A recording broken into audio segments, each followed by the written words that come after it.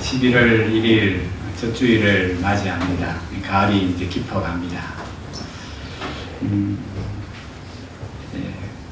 봄이 지나고 여름이 되면 맺혔던 그 과일들이 이제 무르익어서 추수하는 계절입니다. 올해도 여전히 여러 기후의 변화와 환경에 어려움이 있었지만은 그럼에도 하나님이 베푸신 은혜로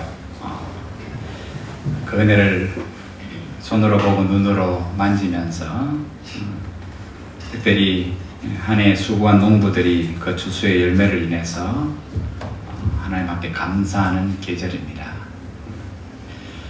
우리는 농사는 짓지 않지만 우리의 믿음도 마찬가지입니다.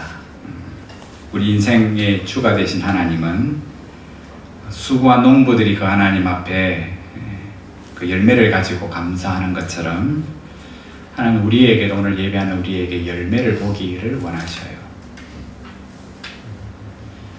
주님 그렇게 말씀하셨잖아요. 마지막 때 우리의 믿음은 그 열매 갖고 알게 될 거다. 봄부터 겨울부터 어쩌면 봄과 여름 농부가 가만히 있는데 가을에 내가 원하는 만큼의 풍성한 과실이 그냥 맺혀지지 않습니다. 그치? 하나님 은혜를 주시잖아요. 기도 안 하는데도 새벽에 이슬부터 시작해서 햇빛과 비를 때마다 이른 비 늦은 비를 주셔서 하나님이 그 곡물들을 자라게 하실 때 거기에 사람이 그 하나님의 주되심을 믿고 본인의 사명 잡초도 뽑아야 되고요. 가지치기도 해야 되고 거름도 줘야 되고 그 수고를 하는 것을 통해서 하나님은 우리의 삶 속에서 보이는 과일 못지않게 중요한 우리의 믿음의 열매를 하나님 그 가운데 거두게 하셔요. 중요한 것은 우리가 어떤 종류의 열매를 맺는가 하는 거죠. 어떤 종류의 열매를 맺는가. 여러분 성경이 가르치는 진리가 뭡니까? 그것은 우리가 육체의 욕심을 따라 살아가면 열매를 맺는다. 이렇게 산들 저렇게 산들 반드시 삶에 대해서 열매는 있다. 근데 그 열매가 어떤 열매냐? 육체의 욕심을 따라 살아가면 그 결과 열매는 뭐냐면 육체로부터 썩어질 것을 반드시 거두게 된다. 이 가을에 우리 인생이 가을이 되고 이제 겨울이 올 때 하나님의 심판 앞에 서게 되면 은혜를 받고부터 지금까지 우리가 그 말씀 앞에 은혜 앞에 어떻게 살았는가 지금은 판단할 수 없다. 그러나 마지막 때가 되면 우리 안에 있는 말하는 믿음 하나님 하는 내가 믿습니다 하는 그 믿음이 열매로 드러나게 될 거다. 그때는 바꾸고 싶어도 못 바꾼단다. 그때 새롭게 하고 싶다고 해도 때가 늦다. 다 때가 있다. 반대는 마찬가지로 성령을 따라 살아가면 성령의 열매를 거두게 된다. 심은 대로 거둔다는 거죠. 심은 대로 거둔다. 지금 내가 무엇을 심고 있는가? 지금 내 마음밭의 상태가 어떠한가에 따라 그 결과가 달라진다는 겁니다. 그래서 사도 바울이 갈라디아 교회 성도들에게 이 진리를 알아듣도록 그 열매를 언급하면서 분명히 가르치지요. 육체의 욕심을 절제하지 않고 살아가면 하고 싶은 대로 다 하고 살아가면 열매가 뭡니까? 그 열매는 반드시 이런 것들을 맺게 될 거다. 음행과 더러운 것과 호색과 간음과 원수 맺는 것과 분쟁과 시기와 다툼과 분냄과 이란과 투기와 술취함과 방탕함 등일 것이다. 네 삶에서 이 열매가 조짐이 안 보이는가 한번 봐라. 그 열매가 싹이 나고 조만하게 열매를 맺었다면 분명한 것은 네가 육체의 욕심을 절제 안 하고 살아간다는 거다. 계속해서 그 열매 자라도록 놔둬봐라 한번. 그러면 그 열매가 점점 커질 거다. 그리고 그것이 너 인생의 결론이 될 거다. 반대로 뭡니까? 성령을 따라 살아가면 어떤 열매가 맺힌다고요? 사랑과 희락과 오래 참음과 자비와 양성과 중성과 온유와 절제니 이거 하루아침에 맺혀지는 거 아니다. 구원받는 그 순간부터 은혜를 깨닫고 그 은혜를 바라며 그 하나님 말씀 속에 그 뜻을 분별해가며 날마다 죄 가운데 살아가는 자신의 욕심을 육체의 소욕을 날마다 절제하며 그 성령 앞에 날마다 자기를 부인하며 바울의 표현을 치자면 내 정과 욕심을 날마다 십자가에 못 박아 나 자신을 안 죽이면 내가 원하는 거룩한 열매 그냥 맺혀지겠나? 이 9가지 열매 중에 하나라도 싹도 안 날 거다. 날마다 자기를, 그래서 성령의 마지막 열매가 뭡니까? 절제입니다. 절제. 오늘 말씀은 사무엘상 24장 말씀은 추수 때에 오늘 우리가 이제는 더 이상 앞에 감자도 농산물도 과일도 벼도 쌀도 이렇게 안 진열합니다. 아무도 농사 직접 지은 사람이 아무도 없어서. 하나님이 오늘 예배하는 우리들에게 빈손으로 오지 말고 하나님 앞에 드릴 예물을 가지고 와라. 그럴 때 열매를 원하신다면 오늘 우리한테는 성경이 말씀하는 그 열매들이 있어야 되지 않을 겁니까? 그 추수에서 드리는 그 열매를 하나님은 추수감사절 뿐만 아니라 매일의 예배에서 하나님 그 예배를 기쁘게 헌양하실 거예요. 그래서 9가지 중에 마지막 열매인 절제. 이것이 얼마나 중요한 열매냐 하면 사도 바울이 로마로 잡혀가서 신문을 당하기 전에 마지막 신문을 받을 때 벨릭스 총독이 부부가 바울을 부르잖아요. 그리고 질문하지요. 네가 전하고 네가 믿는 예수 그리스도의 복음이 뭐고? 네가 믿고 전하는 복음이 뭐냐? 그랬을 때 바울이 짧게 3단어로 설명했습니다. 의입니다. 그리고 장차 올 심판입니다. 그리고 중간에 뭐를 이야기했냐면 절제입니다. 그랬어요. 의 뭡니까? 복음이 의래요. 예수 그리스도가 나를 위하여 죽으심으로 내가 의롭게 되었습니다. 그게 예수 그리스도의 복음입니다. 하나님 날 사랑하셔서 내가 죽어야 하는데 주께서 십자가에 죽으심으로 내가 새롭게 되었고 의롭게 되었습니다. 그게 의입니다. 복음은 의입니다. 그리고 마지막은 뭡니까? 그 예수님은 우리의 심판주가 되십니다. 구원자가 되시고 심판주가 되십니다. 그거 우리가 할 수 있는 일이, 의와 심판에 우리가 할 수 있는 일이 아무것도 없어요. 그건 하나님의 주권이에요. 그런데 그 은혜를 받아 의롭게 되고 심판을 믿는 자가 내가 하는 게 뭐냐 하면 절제예요. 그건 하나님이 하시는 일이 아니고, 하나님의 의를 믿는다면, 심판을 믿는다면 중간에 뭐냐 하면 절제가 있어야 된다는 것. 그 말은 절제가 없으면 심판을 받는다는 거예요. 그 열매가 없으면 밖에 버림을 받을 거라고. 여러분, 절제가 얼마나 중요하면 초대교회 지도자들을 뽑을 때 반드시 있어야 할 덕목이었어요. 절제. 지도자뿐만 아니라 모든 교회 성도들에게 이 절제가 요구되어졌습니다. 왜 그렇습니까? 거룩한 삶을 살기 위해서는 반드시 절제해야 된다. 절제가 없으면 절대로 거룩해지지 못한다. 그러면 결과가 뭔 줄 아나? 하나님의 나라를 기업으로 못 받는다. 해도 되고 안 해도 되고 내가 선택할 수 있는 문제가 아니라는 거예요. 절제가 없으면 삶이 방탕하게 될 거고, 그러면 거룩하지 못한 삶이 될 거고, 그 결과는 하나님 나라를 기업으로 못 받을 거다.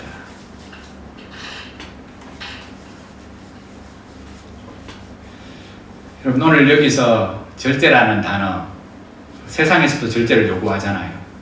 그죠?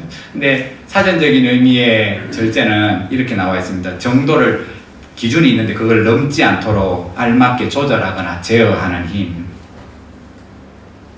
먹는 거 절제해야 되고, 그죠?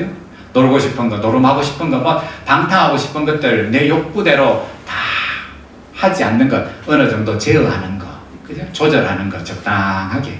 너무 지나치지 않도록 한다는 게 절제예요. 절제. 5개 먹고 싶으면 2개만 먹고, 그죠? 건강을 위해서. 그런데 성경이 말씀하는 절제는 그거는 하위 개념이고요. 그거는 세상 사람들도 의지가 굳은 사람은 하는 하위 개념의 절제의 의미고, 성경이 말씀하는 성령의 열매 절제는 그것보다 훨씬 더 높은 의미의 절제예요. 성경이 말씀하는 절제는, 하나님 우리에게 요구하시는 성령의 열매의 절제는 그 기준이 하나님의 말씀이에요.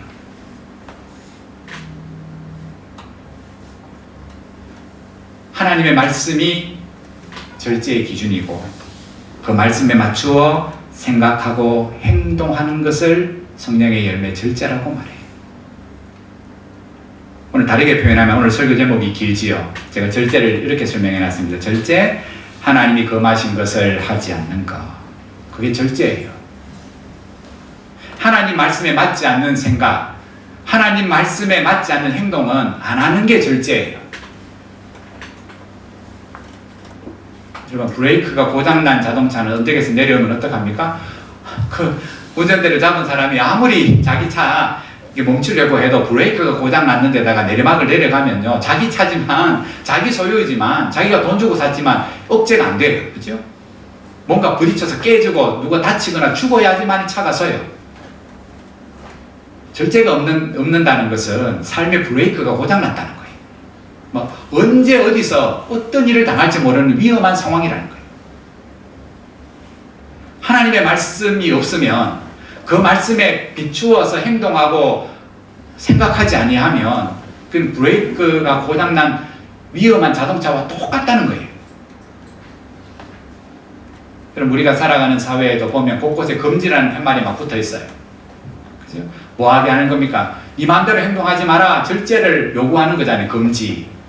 네 혼자만 다치면 괜찮다. 네 생명도 귀한 거지만 네가 이 금지의 팻말을 어기고 행동하면 딴 사람에게도 피해를 주고 사회를 어지럽게 하게 하므로 이 팻말이 붙어 있거든. 가지도 말고 행동하지도 마라. 입상 금지. 불나니까 가능하면 건조할 때 산에 올라가지 마라. 취사 금지. 밥 해 먹지 마. 남을 위해서 밥을 해 먹지 마라. 접근 금지. 요즘에 그런 게 많잖아요. 그죠? 입상 금지, 출입 금지, 차별 금지, 통행 금지, 청탁 금지.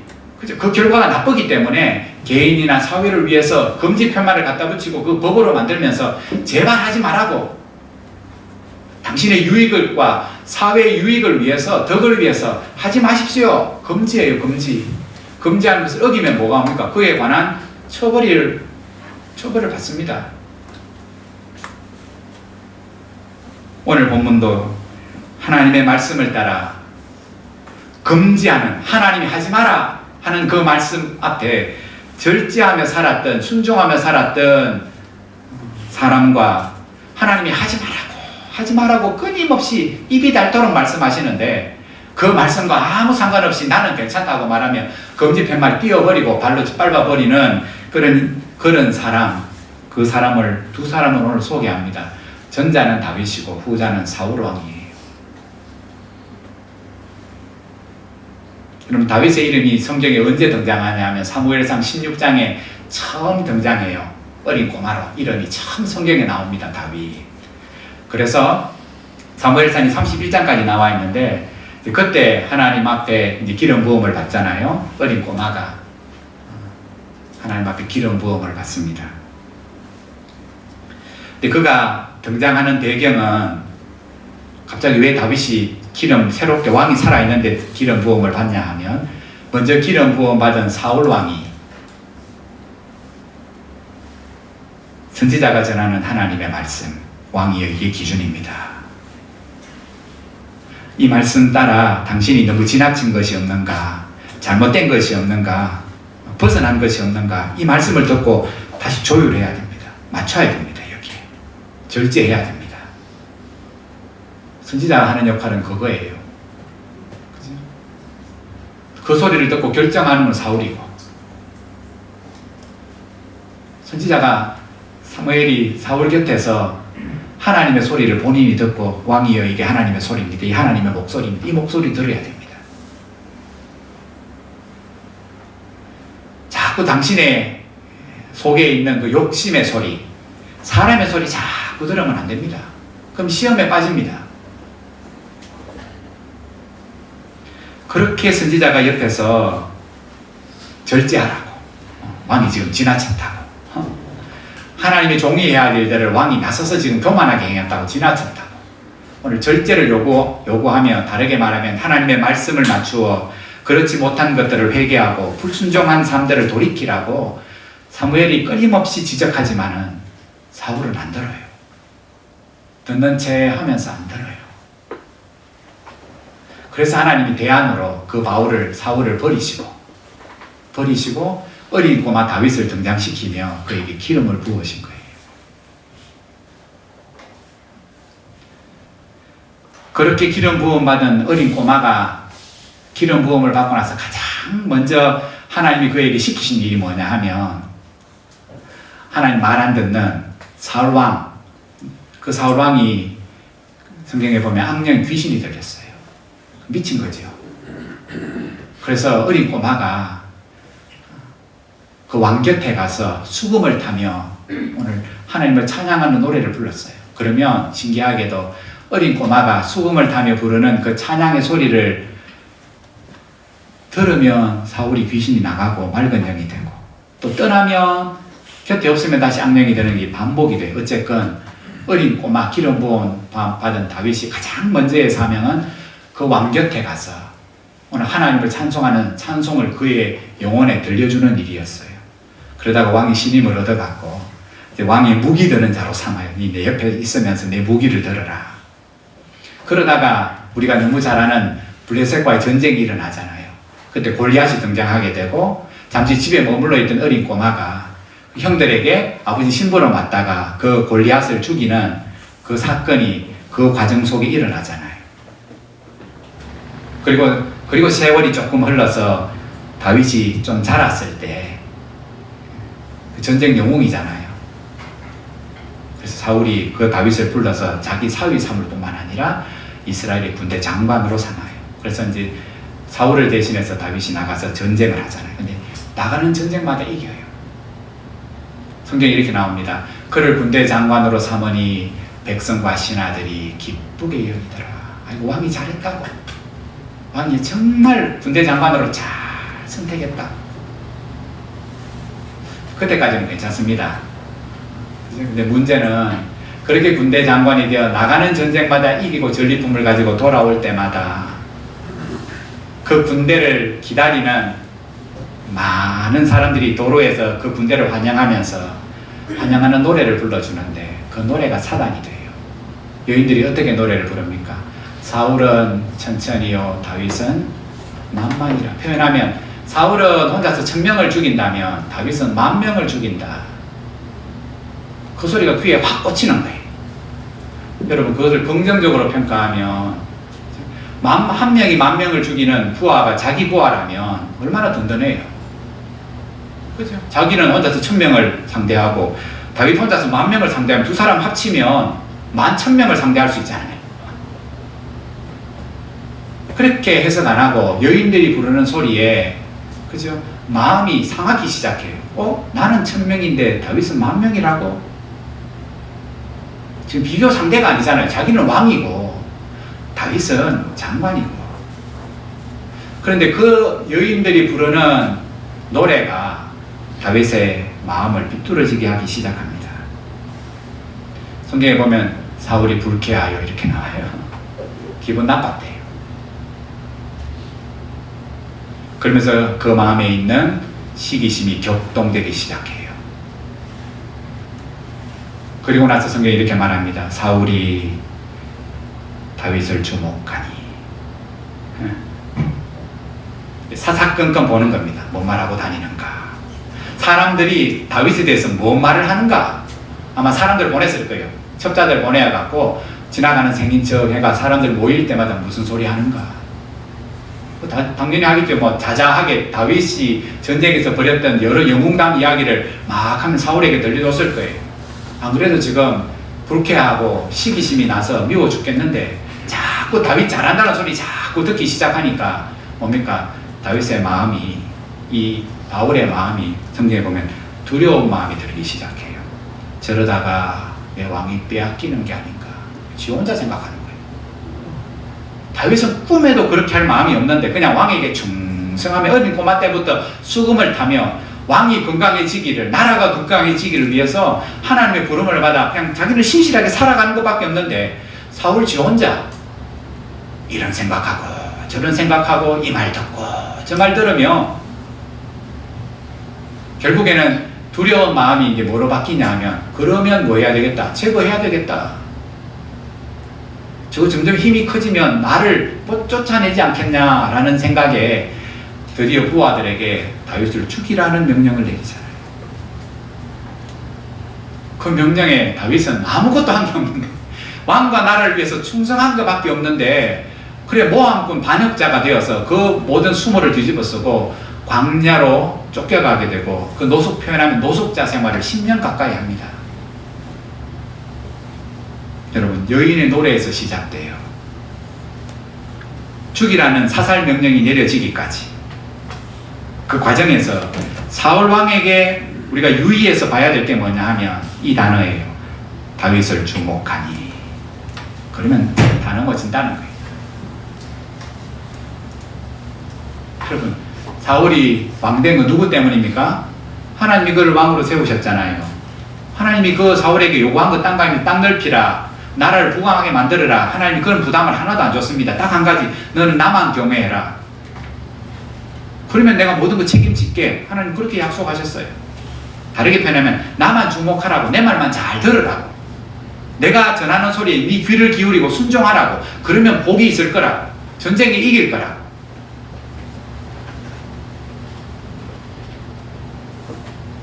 네 욕심이 막 격동될 때마다 이 사람 저 사람 소리를 듣고 시기하는 마음이 점점점 격동될 때 선지자가 전하는 그 절제하는 하나님의 말씀을 듣고 절제하라고.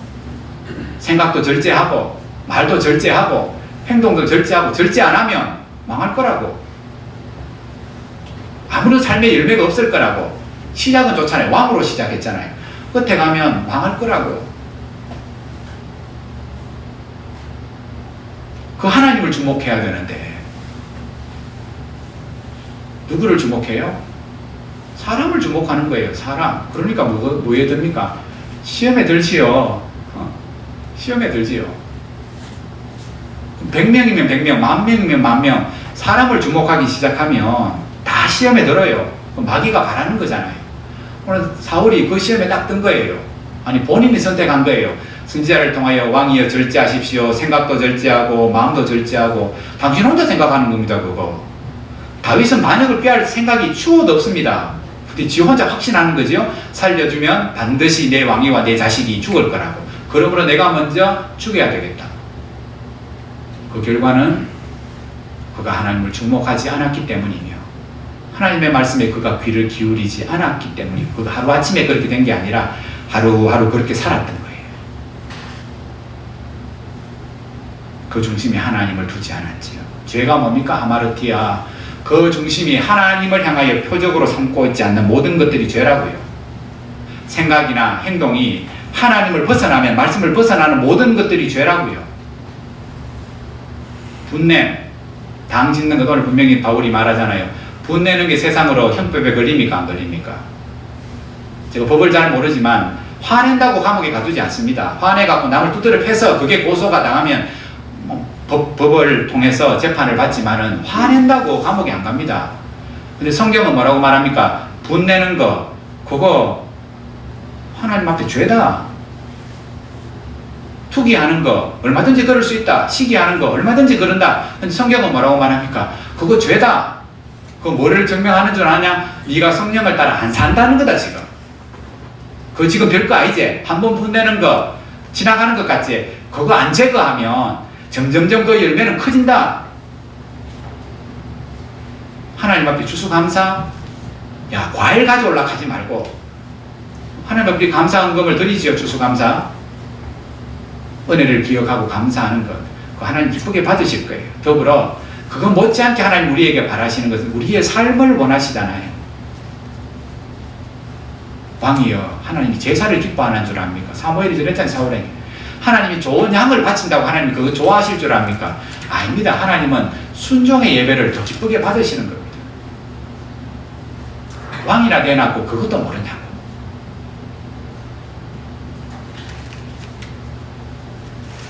그러므로 사울왕은 자신을 하나님의 부름대로 말씀대로 살게 하지 못하는 것들, 세상에 갇히고 사람의 소리, 자기 속에서 일어나는 욕심과 욕망의 소리를 날마다 하나님의 말씀의 기준을 가지고 가차없이 잘라내는 절제의 삶을 살아야 했어요.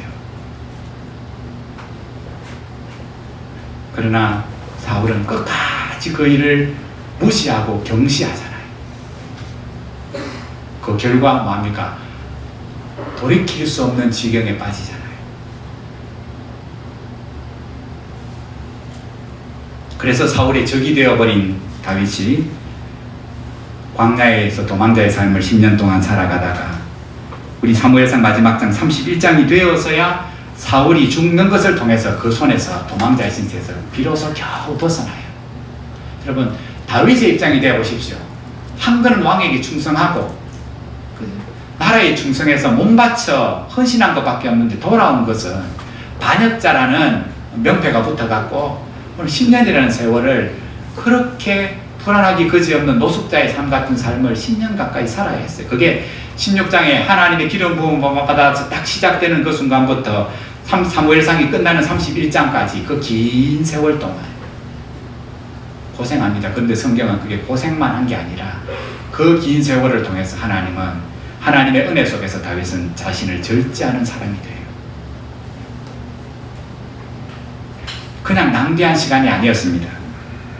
도리어 그 힘든 세월은 다윗으로 하여금 하나님의 약속의 말씀을 기준 삼아 순종하며 인내하며 절제하며 자기 자신을 하나님의 말씀에 맞추는 조율하는 그것을 배우는 시간이었어요. 오케스트라가 시작되면 오보에가, 그죠? 오보에가 목관악기가 라음을 이렇게 소리를 발하잖아요. 그러면 주위에 다른 악기들, 목관악기, 금관악기가 그 라음에 맞추어서 자기 소유를 조율하잖아요. 오보에가 가장 음이 잘 안 바뀐대요. 근데 현악기 같은 경우에는 온도에 따라서 관악기도 마찬가지로 음이 이렇게 바뀌기 때문에 그 라음에 맞추고 다시가 바이올리니스트가 그 음을 맞추면 다시 한 번 더 맞추고, 그래서 그 음이 조화롭게 될 때 아름다운 음악이 나오잖아요. 내가 알아서 하겠다. 나도 전문가인데, 나도 뭐 현악을 몇 년 했는데 오보의 소리 안 듣고 그냥 내가 알아서 맞추면 기준이 다 달라지면 그게 오케스트라라고 할 수 없잖아요. 다 지 잘났다고 지 소리 다 내면 뭐 지휘자가 뭐 필요 있습니까? 그냥 독주해야 하는 거지. 오늘 사울은 왕이지만 자기 위에 왕이 있음을 깨닫고 그 왕이신 하나님이 그에게 전하는 내한테 맞추라고. 네 기준에 맞추는 게 아니라 네 생각에 맞추는 게 아니라 하나님의 사람들은 하나님에게 맞추는 거라. 그럼 오늘 사무엘상 24장에 다윗이 사울하고 다른 게 딱 한 가지입니다. 코 두 개고 코 하나고 눈 두 개고 귀 두 개고 다 똑같은 것 같지만 다른 게 있는데 그게 뭐냐 하면 다윗은 말할 때마다 자기 그 주의 기준이 여호와께서요. 여호와께서. 내가가 아니고 여호와께서. 나도 인격이 있다. 나도 성질이 있다. 나도 감정이 있다. 나도 생각이 있다. 나도 알 거는 안다. 그런데 그게 아는 내가 기준이 아니고 기분 나쁜 내가 기준이 아니라 여호와께서 뭐라고 말씀하셨는가, 그게 기준이에요. 자기에게뿐만 아니라 자기 사람 가만두면 안 된다고, 이 기회 놓치면 안 된다고 오늘 계속해서 재촉하는 자기 사람들에게도 오늘 다윗은 여호와께서 이렇게 말씀하시니, 여호와께서. 그 사울에게도 선지자같이 다윗이 가르쳐 주잖아요. 왕이여 왕이여, 내가 당신 살려준 거 내 은혜만 기억할 게 아니라 이 일을 통해서 여호와께서 당신에게 뭐를 말씀하시는지를 당신이 알아야 된다. 살아난 게 중요한 게 아니고 내가 당신을 살려준 게 은혜인 것이 중요한 것이 아니라 진짜 하나님이 이 일들을 통해서 나를 통해서 왕에게 하시는 여호와의 뜻이 무엇인가를 왕이 알아들어야 된다.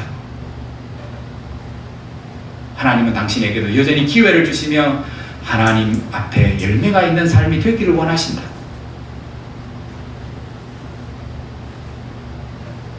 여러분, 그렇게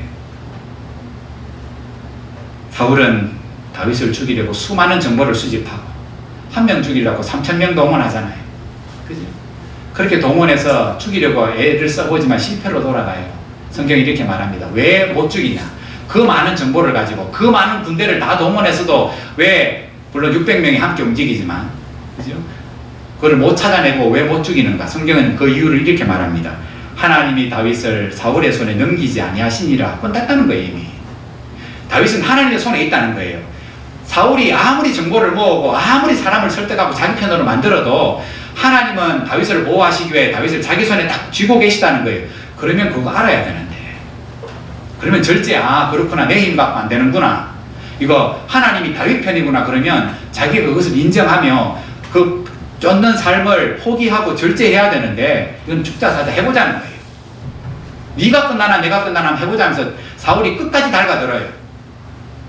결론은 어떻습니까? 호나 마나예요. 누가 옳으냐 누가 그러냐 그게 중요한 게 아니고 하나님의 뜻이 어디에 있는가? 하나님이 다윗을 사울의 손에 넘기지 아니하십니다. 이 하나님의 말씀에 사울은요 듣기 싫다고 귀를 막아요. 내 마음대로 하겠다고. 나는 분이 안 풀린다고. 하나님의 역사하심에 눈을 감은 채 그 마음이 점점 완악해져 가잖아요. 절제 없이 끊임없이 자기 욕망의 소리를 듣고 사울은 끊임없이 오늘 또 보면 말씀 시작에 다시금 다윗을 추격하잖아요. 3,000명 동원해서. 그리고 엔게디 광야에 숨어있다는 소식을 듣고 그 군대를 가지고 빼곡히 포위하는 가운데 용변이 마려워서 그 굴 중에 하나 용병으로 굴에 들어갔는데 하필이면 그 엔게디에 수천 개의 굴이 있는데 하필이면 들어간 굴 깊은 곳에 다윗과 그의 일행들이 거기에 꼭꼭 숨어 있었다는 거예요. 사람들이 밝은 데서 들어온 사울을 알아보고 다윗 곁에 있던 사람들이 천운 하나님 주신 기회라고. 그죠? 이거는 그냥 된 게 아니고 분명히 하나님의 뜻이 있을 거라고. 수천 개의 굴 중에 어떻게 왕이 우리가 있는 굴에 들어오겠냐고. 이거는 하나님의 분명한 뜻이니 오늘 하나님 말씀인 것처럼 인용하죠. 누가 말했는지는 모르지만 오늘 말씀을 읽어보면 하나님을 거명하잖아요. 보소서 여호와께서 당신에게 이르시기를 내가 원수를 내 손에 넘기리니 너의 생각에 좋은 대로 행하라. 하나님이 절대로 이렇게 말씀하실 리가 없는데 옆에 사람이 네 손 원수는 네가 갚아라. 하나님은요 원수는 나한테 맡겨라 그랬지 네 손으로 갚아라라고 말씀하신 적이 없어요. 그런데 옆에 있는 사람이 지 좋게 해서 가는 거죠. 왕이여 이거 하나님의 뜻이라고. 그래서 죽이자고.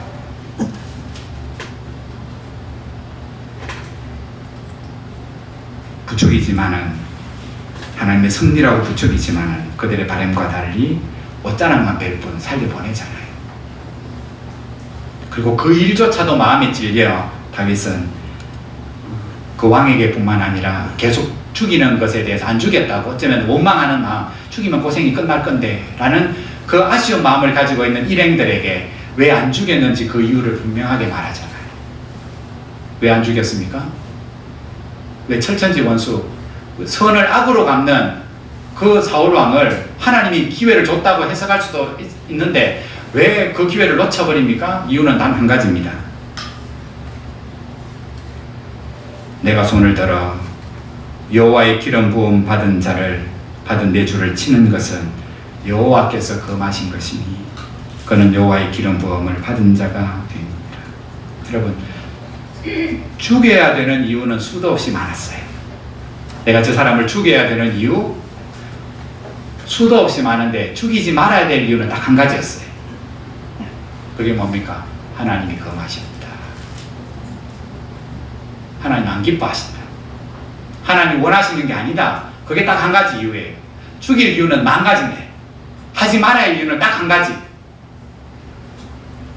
그 딱 한 가지 이유에 오늘 바울은 순종해요. 여호와께서 금하신 것이니 그게 절제예요.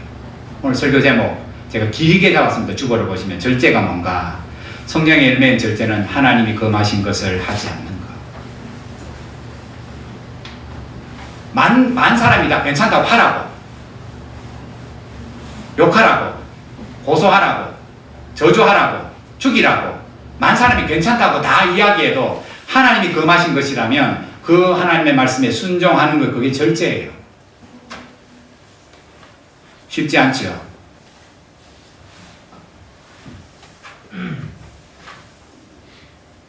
하나님이 금하신 일이기 때문에 살려줬어요. 그렇게 사울왕이 굴에서 나가서 멀리 떨어졌을 때 그 뒤에 서서 다윗이 왕한테 이야기를 꿇어 엎드려서 그죠? 왕이여 내가 벼룩 같은 인간인데 나 하나 죽이려고 이렇게 많이 군대를 데리고 왔냐고. 그러면서 주위의 사람이 자꾸 옆에서 부추기는데 그 모든 말 다 뭐라고요? 거짓말이라고. 왕이 혼자 나온 게 아니라 옆에서 부추겼을 겁니다. 누군가 계속 저 인간 살려두면 차단 난다고. 왕이요 반역을 꾀한다는 그 모든 말들 다 거짓말이라고.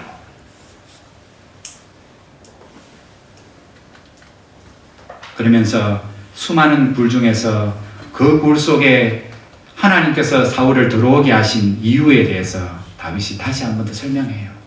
여러분, 똑같은 상황을 어떻게 해석하느냐가 믿음의 여부를 갈라요. 어떤 사람은 이거 하나님 주신 천운이니까 죽이자고 말하는 사람이 있는 반면, 다윗은 왜 하나님이 자기가 있는 굴 속에 원수같이 여기는 그 사울왕을 집어넣으셨는가를 곰곰이 생각해봐요. 내 지금 기분 따라서는 당장 죽이고 싶어요. 그러면 문제가 쉽게 해결돼요. 이제 도망자 신세 끝나요. 발 쭉 뻗고 잘 수 있어요. 그리고 아마 왕이 될 거예요. 이제 탄탄대로가 열려요. 근데 다윗은 다시 한번 하나님이 날 보고 죽이라고 잡아 여셨는가? 하나님의 뜻이 뭔가를 다윗은 생각했을 거예요. 그러면서 죽이고 싶은 자기의 욕망을 뭡니까? 다시금 절제하며 손쉬운 방식대로 하지 아니하고 자기 편의대로 하지 아니하고 하나님의 마음이 무엇인가 그 짧은 순간이지만 생각했을 거예요. 그리고 나서 살려보내면서 오늘 7절밖에 안 읽었지만 뒤에 있는 12절, 14절에 오늘 살려준 또 다른 이유를 이렇게 말합니다. 그죠? 여호와께서 나와 왕 사이를 판단하사. 나는 살려주지만 누가 뒤에 뭐가 있다고요? 끝난 게 아니다고.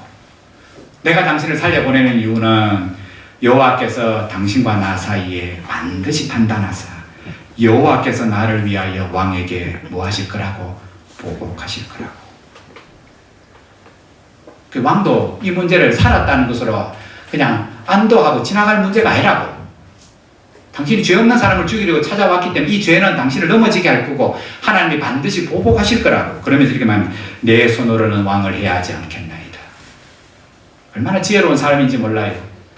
여호와께서 재판장이 되어 나와 왕 사이에 심판하시리니 나의 사정을 살펴 억울함을 풀어주시고 나를 왕의 손에서 건지시기를 나는 기도할 뿐입니다. 하나님을 주목해요. 그러는 순간 오늘 쫓기는 다윗의 마음의 평강이 있잖아요. 이 말을 듣고 사울이 어떻게 반응하는 줄 압니까? 입에서 여호와를 그래 맞지 여호와는 선하시니 하나님 나를 살려주시니 감사하고 네가 분명히 왕감이다. 내가 나쁜 짓 했다. 내가 다시는 안 그렇게 입으로 여호와라는 말을 거듭거듭 말하지만은 그냥 말뿐이에요. 말은 여호와께서 이렇게 말하지만 여전히 자기를 절제 안 하고 그 하나님의 말씀대로 믿는 말씀대로 아는 말씀대로 살아가지 않아요. 그래서 26장에 보면 오늘 끝장에 보면 내가 다시는 너 뒤쫓지 않을게. 우리 잘 지내보자. 말 끝나기가 무섭게 26장에 보면 또다시 3,000명 데리고 다시금 다윗을 쫓는 삶이 데자뷰 같이 똑같이 나오게 되고 그때 아비새가 똑같이 사울을 잠드는 사울 곁에 서서 참으로 왕이여 나한테 명령만 내리면 내가 2번도 아니고 1번 심장을 찔러서 당장 원수를 갚겠다고 말할 때도 똑같이 다윗이 아비새를 말리며 봐라 이거 하나님이 금하신 일이다. 그때나 지금이나 우리가 하나님의 기름 부음 받은 종 죽이는 거 하나님 금하신 거니까 하나님 손에 맡기자. 그럼 살려둬요.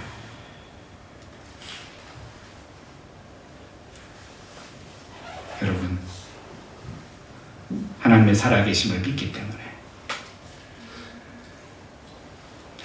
하나님으로부터 기름 부음 받은 왕을 사람이 죽이는 것이 옳지 않다고 판단했기 때문에 그러나 공의로우신 재판장이신 하나님이 반드시 행한 대로 심판하실 것을 믿기 때문에 더불어서 사울 왕을 그 악한 왕이지만 그 왕을 통한 하나님의 계획과 목적이 반드시 자기 개인과 이 나라에 있다는 것을 믿기 때문에 오늘 다윗은 자기의 행동과 말과 감정까지를 절제합니다. 이유는 딱 한 가지예요. 하나님 때문에. 그리고 자신을 따르는 사람들도 그러지 말라고 절제시켜요. 그렇죠? 사랑하는 성도 여러분, 성경의 열매인 성령의 열매인 절제는 지금 당장 내 자신에게 있는 욕구나 혹은 욕망이나 소견을 따라 살아가는 것이 아니라 하나님의 말씀에 내 생각과 내 마음을 맞추고 행동하는 것이 절제예요. 하나님이 금하신 것을 하지 않는 것이 절제예요.